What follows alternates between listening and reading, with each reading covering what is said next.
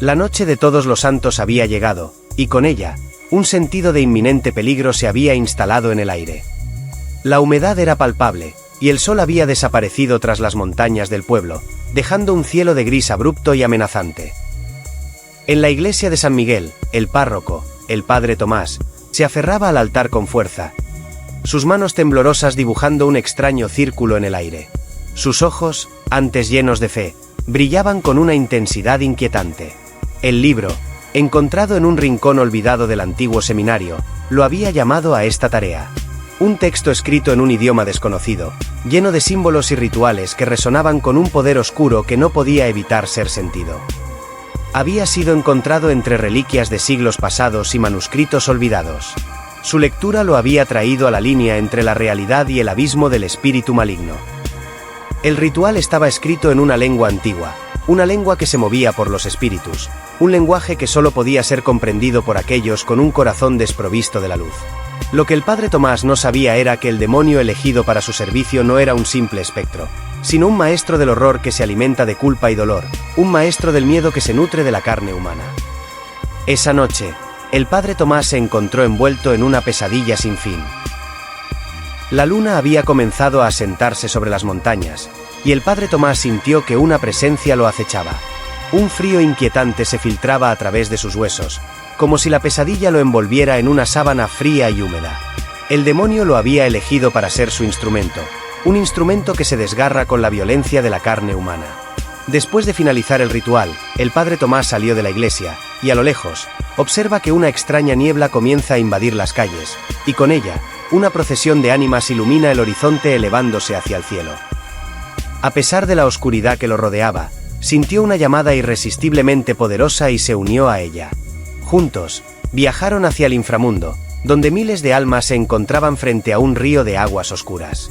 El padre Tomás se encontró en medio de una escena de horror, con almas que clamaban por redención y otros que se debatían en la agonía del dolor. El demonio lo había llevado allí, a través de la puerta abierta del inframundo, para que viera la verdadera naturaleza de su propio pecado. El padre Tomás se sintió abrumado por la culpa y el miedo, pero también se sintió impulsado a buscar una salida a la trampa en la que había caído. Cuando amaneció, el padre Tomás despertó en la iglesia, cubierto de sudor y con la sensación de que todo había sido una terrible pesadilla. Sin embargo, la memoria de la visita al inframundo seguía presente en su mente, y sabía que no podía ignorarla. Con el tiempo, la vida del padre Tomás volvió a la normalidad, y pensó que todo lo ocurrido era producto de su imaginación. Sin embargo, al año siguiente, mientras se encontraba preparándose para la homilía de Todos los Santos, un frío inexplicable lo invadió. El demonio había despertado de su letargo y se disponía a hacer justicia. Una noche, mientras la luna brillaba en el cielo, el padre Tomás salió a la calle y se dirigió a la taberna donde encontró a Juan, un borracho que maltrataba a su mujer. El padre Tomás, con una sonrisa insidiosa, se acercó a él y le propuso tomar unas copas juntos. Juan, sin reparos, aceptó la invitación y se unió al padre Tomás en su peregrinaje hacia la oscuridad. Una vez en la iglesia, el padre Tomás llevó a Juan al altar y comenzó a torturarlo sin piedad. El hombre luchó desesperadamente por sobrevivir, pero el padre Tomás era implacable en su venganza. La sangre comenzó a fluir manchando el suelo de la iglesia y el altar. Con cada grito de su víctima, el padre Tomás se sentía más poderoso, más cercano a la oscuridad que lo consumía. Finalmente, cuando la vida de Juan comenzó a declinar, el padre Tomás lo llevó a la puerta de su casa y escribió con sangre el nombre de Santiago junto a él.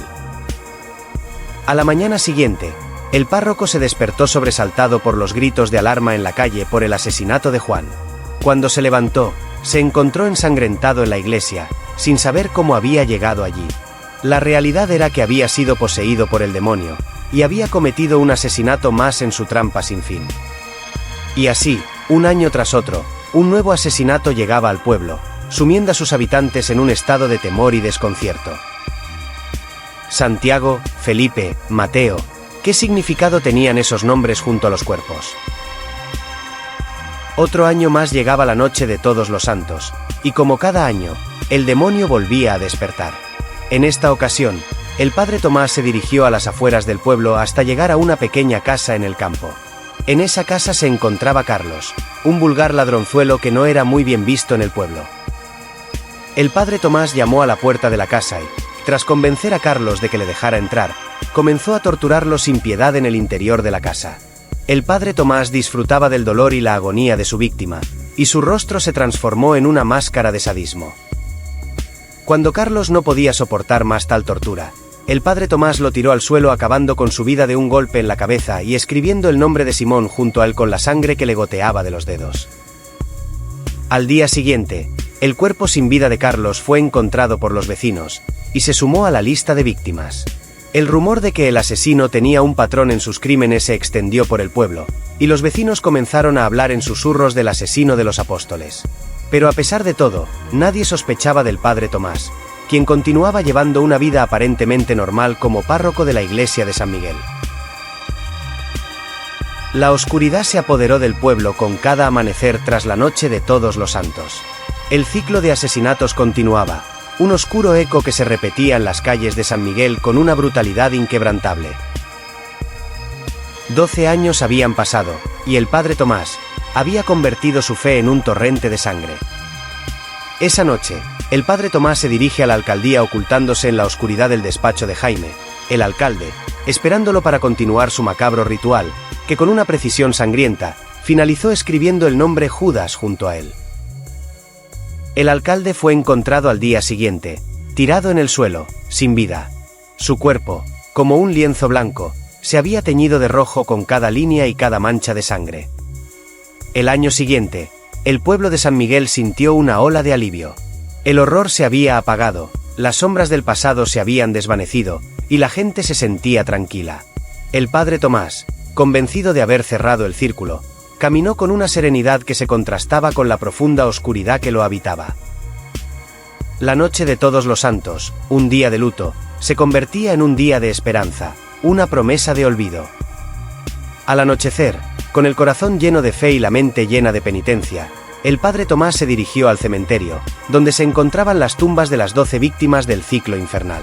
Allí, ante las lápidas, se elevó en oración, pidiendo absolución por los pecados que había cometido, por el horror que había sembrado.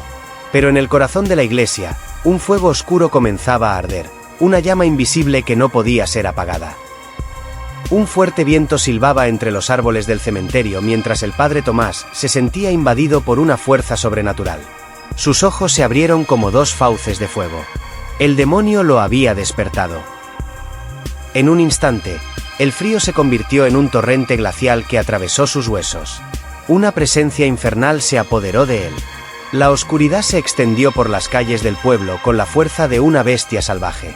La noche del cementerio se transformó en un escenario macabro. El demonio se dirigió a Martina, una prostituta pícara que ofrecía sus servicios cerca del cementerio, buscando una forma de alimentarse de su dolor y debilidad. Con astucia y engaño, convenció a la mujer con promesas de salvación, prometiéndole una vida mejor en la otra orilla de este mundo mortal. El demonio, con un solo gesto, llevó a Martina al interior del cementerio, donde comenzó a torturarla brutalmente. Sus gritos se ahogaron bajo la lluvia de dolor y sangre. En el suelo del cementerio, entre las sombras, el padre Tomás escribió con sangre el nombre de María Magdalena junto a Martina, una escritura que resonaba como un himno infernal en las calles de San Miguel.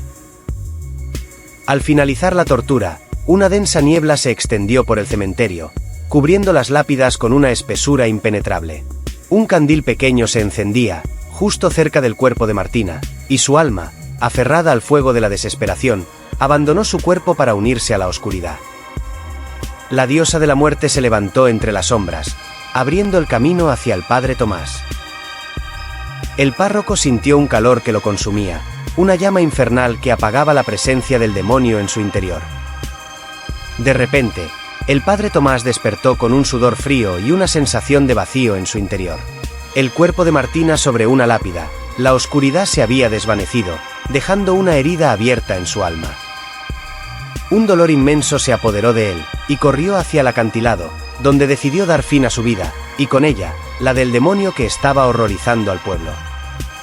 O tal vez no. La duda se convirtió en un eco que resonaba en el vacío del cementerio, mientras la niebla se evaporaba lentamente, dejando tras de sí un misterio sin resolver. ¿Se había marchado el demonio? ¿O solo había encontrado un nuevo huésped para sus horrores?